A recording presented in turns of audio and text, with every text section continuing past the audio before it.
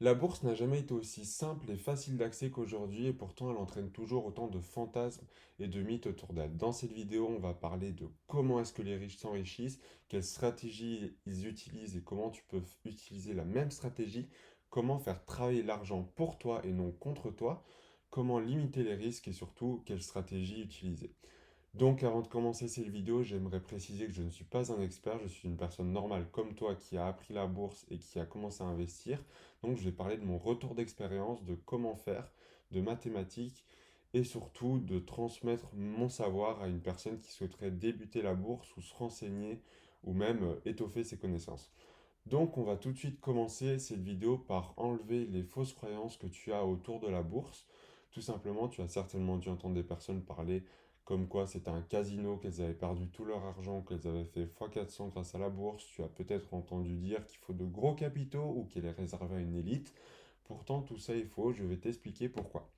Le fait que la bourse soit un casino, c'est le cas si tu ne sais pas ce que tu fais, que tu n'as pas de stratégie en place. Or, je vais t'en donner par la suite, qui sont en tout cas mes propres stratégies que j'utilise.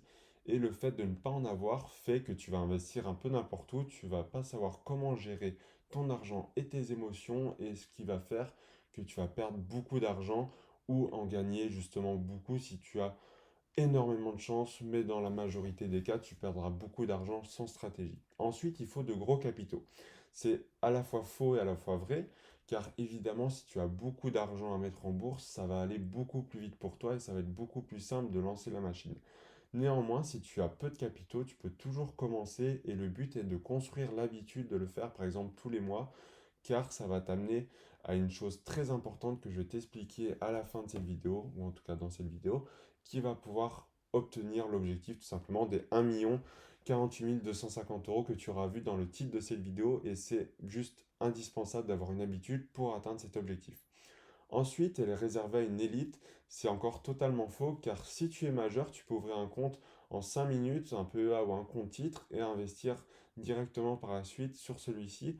Donc, absolument tout le monde, tous les citoyens français, même si tu es hors de France, mais francophone du monde entier, en fait, tout simplement, peut investir en bourse à partir du moment qu'ils sont majeurs très facilement. Donc, ce n'est pas du tout limité à un certain nombre de personnes. Donc pour commencer, je vais te dire comment est-ce que tu vas pouvoir atteindre cette somme astronomique, car là actuellement, tu te dis peut-être que si tu commences avec 1000, 2000 euros, ça va prendre énormément de temps, que tu n'y arriveras jamais. Pourtant, c'est très simple, en fait, ça s'appelle tout simplement des intérêts composés. Je vais te dire comment ça marche, en fait, c'est tout simplement des maths hein, pour obtenir cette somme.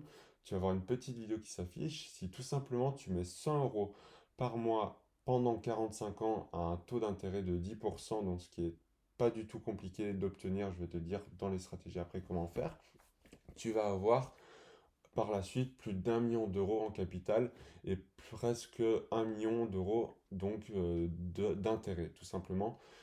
100 dollars dans la vidéo, mais en euros, tu comprends que c'est à peu près la même chose. Donc là, tu vas mieux comprendre pourquoi je t'ai parlé d'habitude. Si tu mets 100 euros tous les mois, et il faut absolument s'y tenir, pendant 45 ans, tu atteindras cette somme-là. Par contre, si tu commences à mettre 100 euros, 50 euros un jour, puis ne pas le faire l'autre mois, attendre quelques mois avant de recommencer, ça ne marchera jamais, car tu ne vas pas pouvoir lisser ton argent. C'est ce qu'on appelle du DCA, du dollar cost averaging. C'est le fait de se positionner sur le marché à un intervalle régulier dans le but d'acheter à un prix moyen ton action à chaque fois. Et en fait, donc, c'est simplement des maths comme tu l'as vu, c'est exponentiel, on va dire, car la somme initiale va créer des intérêts, ensuite ces intérêts vont créer d'autres intérêts qui eux-mêmes vont créer d'intérêts, etc. Et donc ton argent va pouvoir exploser au fil et à mesure du temps, et c'est notamment ça qu'on cherche. Tu pourras même regarder la fortune de Warren Buffett, c'est comme ça qu'elle a été notamment créée, hein, grâce aux intérêts composés. Je vais te mettre une image juste ici et tu verras quelle fait une courbe exponentielle avec le temps, c'est tout simplement dû en grande majorité aux intérêts composés qu'il avait, notamment grâce à ses investissements. Ensuite, il va falloir déterminer ton profil d'investisseur pour pouvoir déterminer ta stratégie. Donc, est-ce que déjà tu préfères acheter des actions, des ETF? Donc, les ETF, c'est en fait un panier d'actions pour, par exemple, suivre un indice. Imaginons le monde, les pays émergents, le CAC 40, le SP 500, le Nasdaq, etc. Ça te permet d'avoir une grande diversification pour un prix extrêmement réduit. Ou alors, est-ce que tu préfères les actions? Donc, tu sélectionnes toi-même tes actions et tu vas recevoir des dividendes que tu vas pouvoir réinvestir pour augmenter ces intérêts composés. C'est deux stratégies différentes avec deux avantages différents. Pour ma part, je suis dans les deux, même si je préfère les ETF et qui sont en plus grande majorité dans mon portefeuille, car tout simplement, ça te permet une diversification instantanée. Pour ma part, j'ai notamment l'ETF Monde, Emerging Market, donc pays émergents, et le Nasdaq 100, ce qui me permet d'être réparti dans des milliers et milliers d'entreprises pour, par exemple, le prix d'un ETF Monde n'est que de 24 euros environ, et on a déjà plus de 2000 entreprises à l'intérieur de celui-ci. Et ce qui est extrêmement important, c'est la diversification. Donc même si vous choisissez les actions, il est important que vous ayez un bon panier d'actions. Je ne vous demande pas d'en avoir 1000, mais au moins de tourner autour de la cinquantaine si vous pouvez. Au minimum, je dirais peut-être 15 ou 20. Et après, ça ne sert à rien non plus d'en avoir 1000, mais au moins de assez diversifier, car malheureusement, choisir du stock picking est beaucoup plus dangereux qu'avoir un ETF.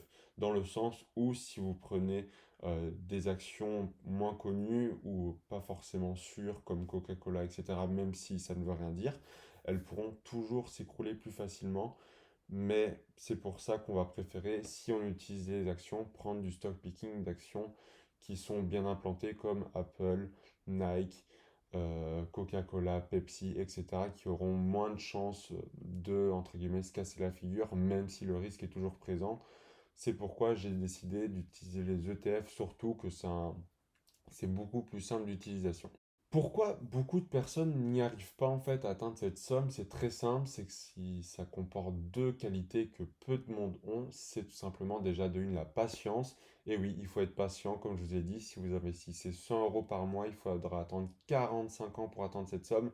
Mais le jeu en vaut largement la chandelle selon moi, car si vous voulez construire une retraite, si vous voulez voilà, réaliser un rêve dans le futur, etc., c'est des choses qu'il faut concéder et ce n'est que 100 euros par mois. Donc vous imaginez bien qu'en mettant 100 euros par mois, ce n'est pas en 5 jours que vous allez les obtenir. En tout cas de cette manière-là. Et c'est la manière la plus sûre selon moi de le faire en sélectionnant du coup les bonnes actions ou les bons ETF. C'est une manière longue et passive, mais celle qui vous assure de marcher, car techniquement, comme je vous l'ai dit, ce n'est que des mathématiques. Donc, si vous arrivez à trouver 10% par an en moyenne, donc par exemple, si vous faites 8%, 12%, ça revient à 10%, donc vous avez compris. Donc, les mathématiques sont primordiales là-dedans, et justement, c'est ce qui font la beauté de la chose, c'est qu'on sait que ça marche, il faut juste avoir la bonne stratégie. Donc, en parlant de stratégie, je vais vous donner comment moi, est-ce que j'arrive à avoir environ 10% de rentabilité et donc de taux d'intérêt par an grâce à mes investissements. J'ai tout simplement en fait un portefeuille composé, comme je vous ai dit, d'ETF Monde, pas d'SP500, excusez-moi, de Nasdaq et de pays émergents. Donc la composition, c'est 10% de Nasdaq, 20% de pays émergents et 70% de monde. Donc mes ETF monde est le EWLD, le pays émergent est le PAEEM qui est très connu, et pour le Nasdaq c'est le PANX, PANX.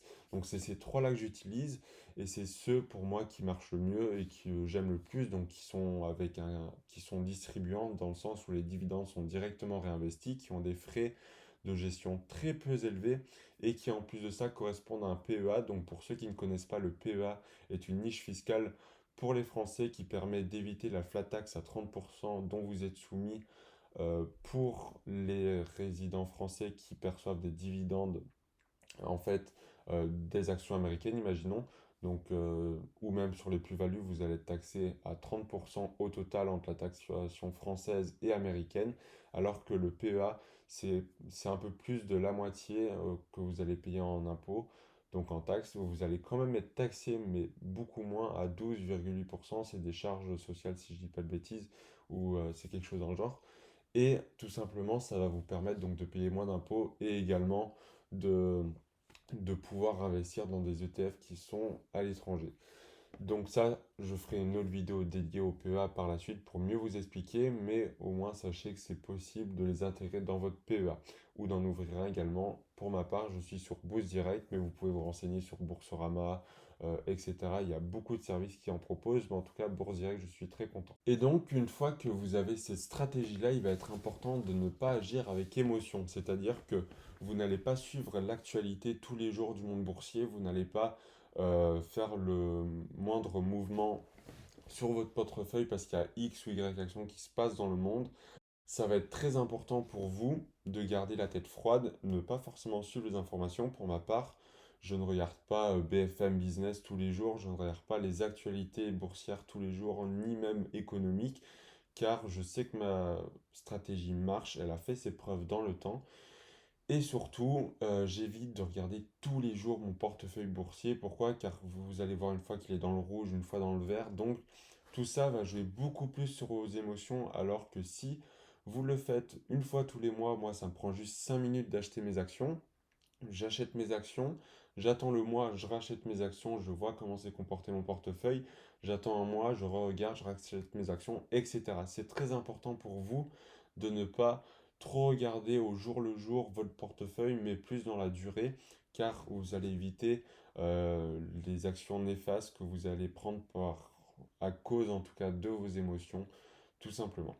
Ensuite, vous allez me demander comment est-ce que vous allez pouvoir l'adapter à votre situation. Donc, en fait, il va falloir déjà pouvoir dégager un revenu dédié à la bourse, dans le sens où il faudra trouver au moins 100 euros tous les mois à investir en bourse. Donc ça va passer par exemple du money management, c'est quelque chose que j'utilise, je ferai des vidéos également là-dessus.